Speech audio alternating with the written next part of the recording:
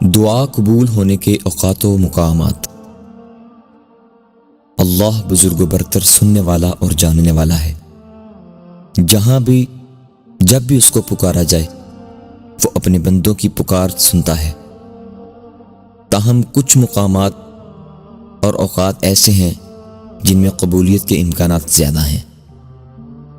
لیلۃ القدر، آب زمزم پیتے وقت، رات کا آخری حصہ، قرآن مجید کی تلاوت کے بعد، اذان اور اقامت کے درمیان، جمعہ کے دن کی گھڑی، بارش کے وقت، عرفہ کے دن، فرض نمازوں کے بعد، میدان جنگ میں اور مسلمانوں کے اجتماع میں دعا کرنا۔